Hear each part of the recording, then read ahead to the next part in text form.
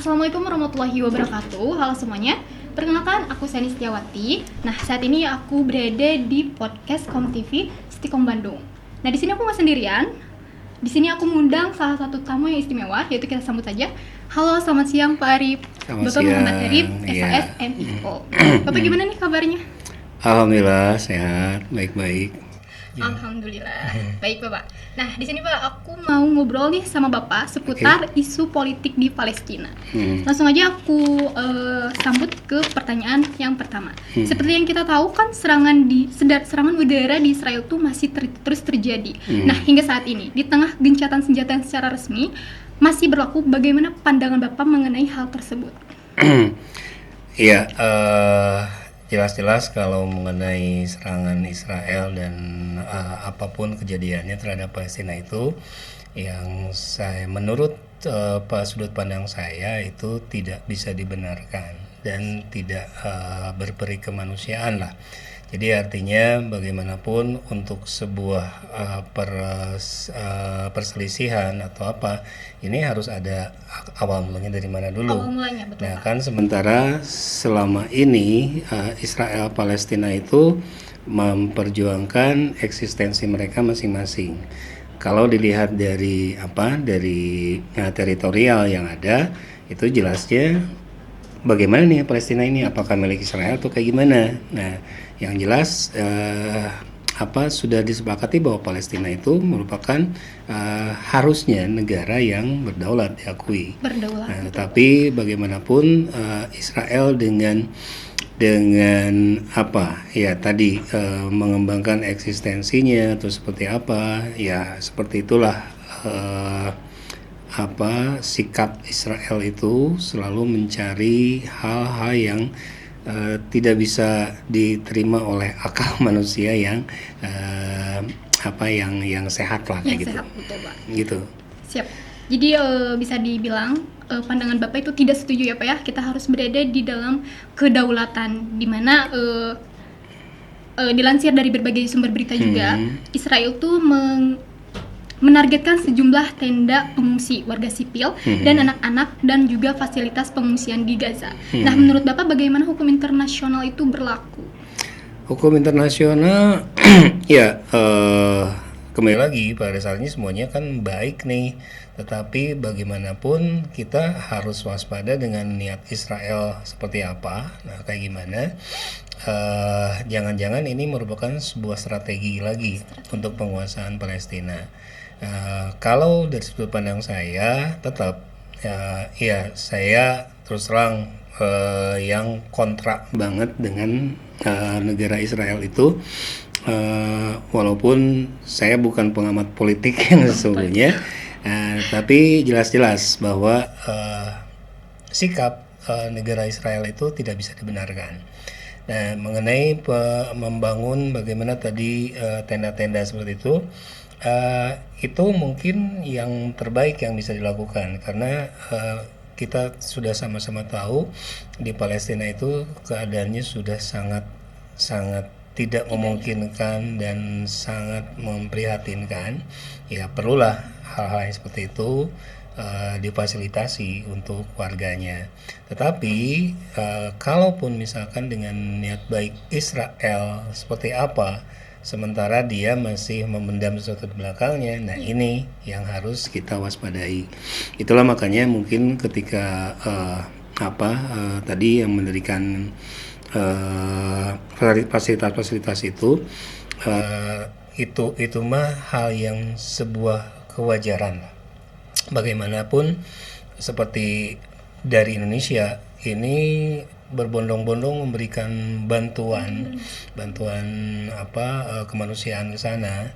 Ada yang dari sisi tenaga medis dan yang lain-lain. Nah, ini memang yang butuh diperhatikan oleh seluruh dunia. Nah, tetapi bagaimanapun ketika Israel menggagas hal itu, tanda tanya. Nah, kayak gitu. Apakah ini sebuah strategi atau seperti apa? Nah, kalau datangnya dari Dewan Perdamaian Dunia lah misalkan, ya itu harus didukung oleh semuanya. Didukung oleh semuanya. Betul. Ya Pak ya. Oke, baik.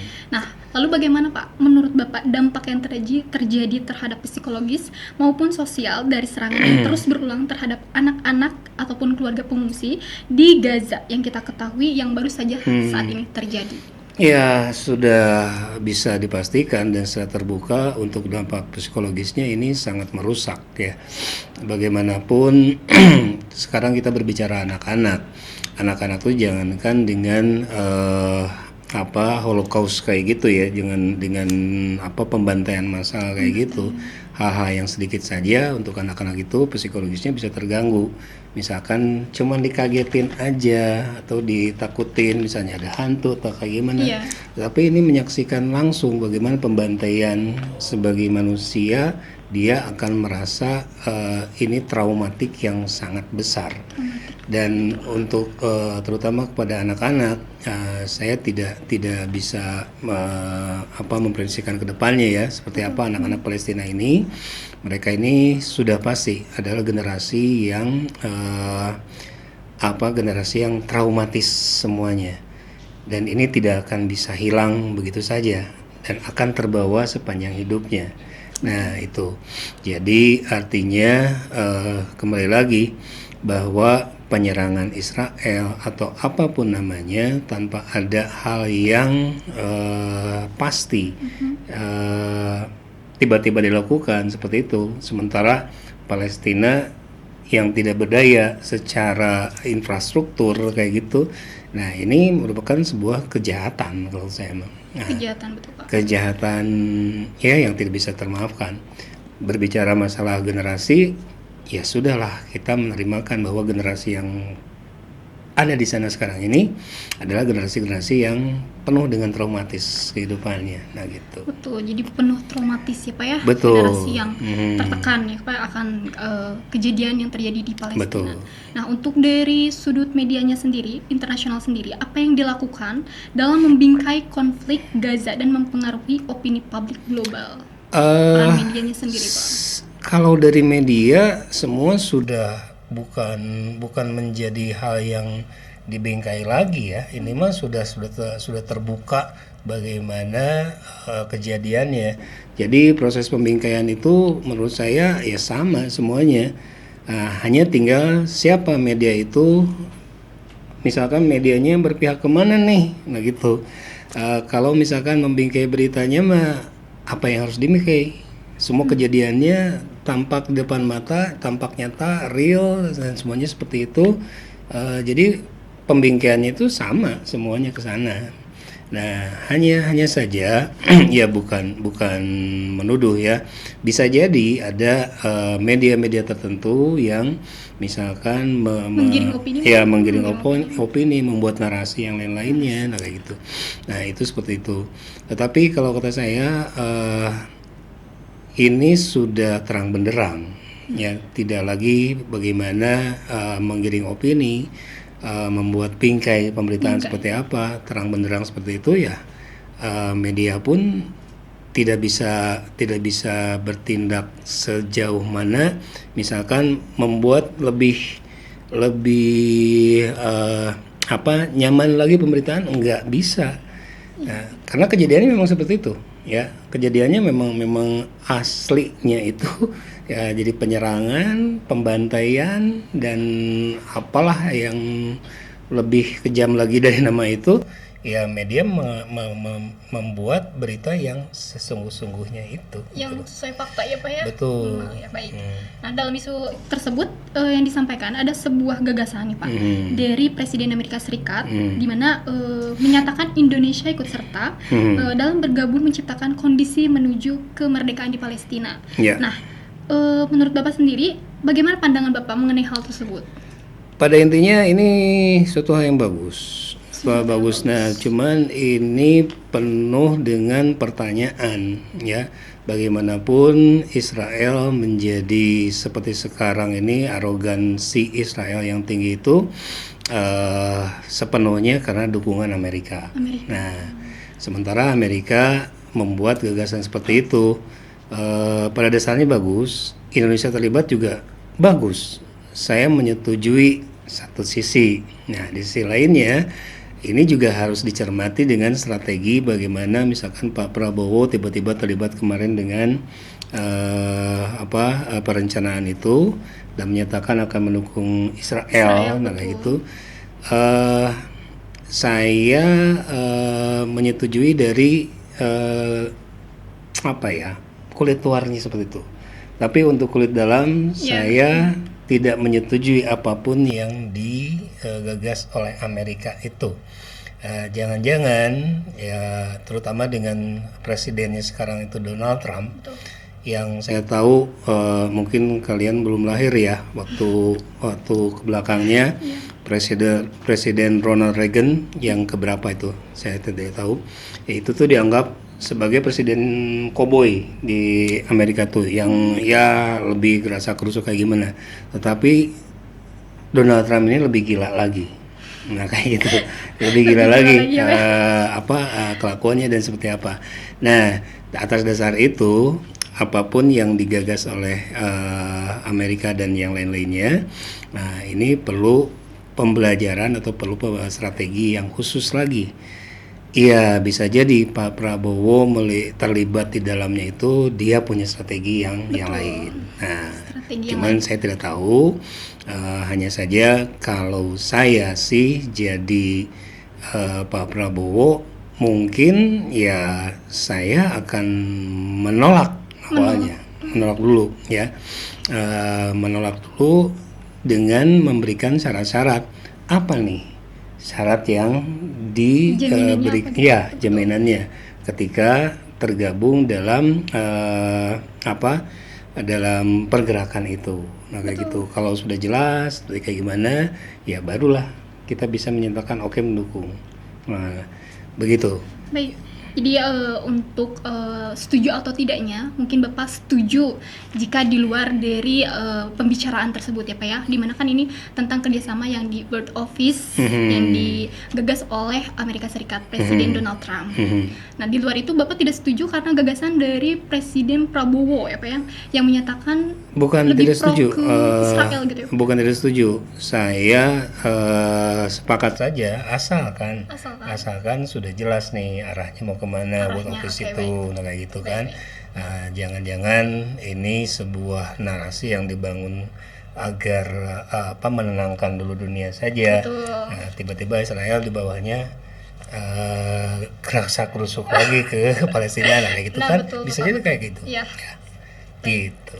Nah, untuk selanjutnya nih Pak, menurut Bapak apa yang menjadi latar belakang Peace Office pembentukan Dewan Perdamaian untuk Gaza dan tujuan utama lembaga tersebut dalam konteks konflik Palestina dan juga Israel? Ya, latar belakangnya tentunya mudah-mudahan Mr. Trump ini menyadari bahwa hal tersebut itu adalah satu hal yang di luar batas kemanusiaan. Ya, memunculkan lagi bagaimana kemanusiaan itu yang semurni-murninya menghargai antar individu, antar kelompok, antar golongan, antar negara. Nah kayak gitu, itu dalam konteks berbicara idealnya. Nah kayak gitu. Nah mudah-mudahan seperti itu ada penyadaran atau titik balik pemikiran dari Donald Trump menggagas seperti itu. Ya itu yang saya setujui secara garis luarnya. Tetapi kalau ketika mengetahui dalamnya seperti kayak gimana, ya kita tidak tahu kan. Tidak tahu. Kita perlu mewaspadai seperti itu. Karena ya dari gerakan-gerakan Donald Trump selama ini yang tidak bisa dipercaya, bahkan publiknya sendiri sudah tidak percaya dengan Donald Trump itu. Ada di sebuah show band di sebuah pagelaran itu membuat backdrop dari digital tulisannya Trump is big. Nah kayak gitu. Ternyata itu luar biasa kan. Nah, dari produknya sendiri sudah tidak ada kepercayaannya. Nah kemudian konflik dengan siapa yang wali kota yang orang Arab itu yang terpilih itu. Nah itu yang masih muda, saya lupa lagi namanya. Nah itu tuh ditampilkan oleh Trump tuh dia tidak sepakat dengan hal kayak itu. kesepakatan ataupun kesesuaian dengan warganya sendiri juga semakin tinggi sekarang Semakin itu. tinggi. Ya, ketidakpercayaan terhadap Trump itu. Gitu. Susah ya Pak ya, jika tidak mendapatkan suara atau kepercayaan dari masyarakat sendiri, bagaimana memberikan Iya, suara terhadap betul, Indonesia gitu ya betul. dalam kerjasama peace office gitu. Nah selanjutnya nih Pak, bagaimana posisi Indonesia dalam memperkuat upaya diplomasi dan juga solusi antara dua negara bagi masyarakat Palestina? Jadi gini, saya menarik dulu ke belakang bahwa Indonesia itu diam-diam negara yang pengaruhnya luar biasa terhadap negara-negara lain. Saya masih ingat waktu dulu Perdana Menteri Inggris datang ke Indonesia, Margaret Thatcher, kalian juga belum lahir mungkin ya. Dia mengatakan bahwa Indonesia itu bagaikan gadis cantik yang sedang menari-nari. Nah kayak gitu. Jadi siapapun mengharapkan kedekatan ataupun memanfaatkan Indonesia itu. Nah dari situ bagaimana eksistensi Bung Karno, dimulai dari Bung Karno dan selanjutnya ini memperkuat bahwa Indonesia itu pengaruhnya sangat besar. Pengaruhnya sangat besar di luar negeri sana, di kancah dunia ya. Betul. Nah, tetapi bagaimanapun ini tidak diikuti dengan perkembangan ya politik atau apa di Indonesia sendiri yang ya tahulah seperti kayak gimana. Betul. Jadi artinya kekuatan itu tidak disertai dengan kekuatan yang sesungguhnya. Mungkin mereka hanya melihat Indonesia secara bungkusnya seperti ini, tapi di dalamnya tidak tahu seperti apa. Nah, semestinya dengan saya mengetahui sedikit karakteristik Pak Prabowo, nah ini akan menjadi lebih kuat lagi. Tetapi entah ya seperti apa dan bagaimana nego-nego dengan Pak Prabowo itu, bagaimana misalkan lobby dengan Pak Prabowo itu dari Indonesia ke Amerika, Amerika ke Indonesianya. Nah, jadi saya belum pasti nih kedudukan Indonesia di mata dunia saat Seperti ini. apa? Betul. Ya, kalau misalkan menarik garis ke belakang, Indonesia masih kuat. Masih kuat. Tetapi kan itu ke belakang. Iya. Sekarang ini tanda tanya besar. Kedepannya betul Pak. Saya mungkin punya pendapat, tetapi ya enggak layak juga lah dikeluarkan di sini. Nah, gitu. Nggak apa-apa Bapak. Pendapatnya boleh diutarakan. Oke. Ya gambarannya mah kayak gitu. Iya. Saya mengetahui Pak Prabowo itu adalah figur yang keras, yang kuat, betul. yang seperti apa. Walaupun latar belakangnya ya ada kayak gimana lah, di belakangnya ada hal yang negatif atau seperti apa. Tapi saya meyakini Pak Prabowo ini sosok yang keras, jujur dan nasionalismenya luar biasa. Nah, tetapi sebelum masa ke Pak Prabowo ini, masa-masa inilah yang ya ibaratnya dalam tanda kutip melemahkan kekuatan Indonesia ini. Nah, jadi artinya Pak Prabowo ini mau melanjutkan kalau pandangan saya agak serba salah. Mungkin kalau saya jadi Pak Prabowo, saya dilantik jadi presiden, ketika tahu situasi Indonesia kayak gimana, nggak jadi presiden. Nah kayak gitu, nah, gitu aja. Nah, tapi kan dengan karakteristik dia maju terus. Nah di sini saya melihat Bapak Prabowo itu kesungguhannya Pak ya. Ada suatu bukan keraguan, jadi gamang lah untuk maju terus seperti apa kekuatan di belakangnya, untuk tidak maju juga seperti apa. Gitu. Sampai mencalonkan 2 kali ya Pak kalau nggak salah. Iya, nah, mungkin karena dia menganggap bahwa peta politik Indonesia ini bisa dikendalikan dengan mudah. Betul. Tetapi kan kenyataannya tidak Sulit demikian. ya. Betul. Nah, untuk terakhir nih Pak, dari obrolan kita saat ini. Nah, bagaimana nih Bapak menilai gitu ya keputusan Pak Presiden ini untuk ikut serta dalam kegiatan peace office. Nah, dan alasannya kenapa Bapak memberikan persetujuan apapun tidak? Ya, kembali lagi pada awal ya. Kalau untuk yang formalitasnya itu, memang saya sangat setuju. Siapapun setuju untuk menciptakan perdamaian di Palestina itu. Nah, tetapi di dalamnya ini yang tidak tahu. Terus terang, saya juga agak kaget dan bertanya-tanya kenapa Pak Prabowo. Yang padahal pada awalnya kita bisa ngelirik ke belakang. Kejadian Israel diserang oleh Iran. Betul. Nah kayak gitu. Kemudian Indonesia mendukung masalah itu.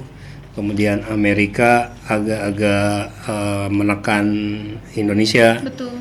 Bahkan diancam akan terjadi serangan katanya ke Indonesia. Balik, ya, betul. Tiba-tiba Pak Prabowo-nya mendatangi ke lawan politik Amerika, misalkan datangin Putin, datangin ke Cina, nah kayak gitu. Nah sekarang tiba-tiba bergabung begitu saja, ini sebuah tanda tanya besar. Betul. Tanda tanya besar. Hanya ya mudah-mudahan kita berdoa strategi Pak Prabowo ini bisa diandalkan lah. Amin. Jadi artinya dia sudah tahu betul resikonya seperti apa. Betul. Dan bagaimana ke belakangnya. Mudah-mudahan didukung. Hanya walaupun dengan kalau bahasa Sundanya mas saya gegebegan nih. Iya. Prabowo masuk ke Kok bisa gitu ya? koloni ini kayak gitu. Ya, saya percaya ya Pak ya. Begitu. Ya. Tapi semoga ada hal baik di baliknya ya Pak ya. Iya, Ada yang tahu strateginya ya kembali lagi Pak Presiden gitu Betul, ya Pak. Kita betul, hanya betul. bisa mendoakan yang terbaik. Nah Bapak tidak terasa terima kasih banyak Bapak atas Iya, waktunya. sama-sama, Obrolan kita ya sama-sama. lumayan ya Pak ya. Ada setengah jam. Oke. Ya, aku Sani Setiawati dan Bapak Muhammad Arif. Ya. Sekian, terima kasih. Assalamualaikum warahmatullahi wabarakatuh.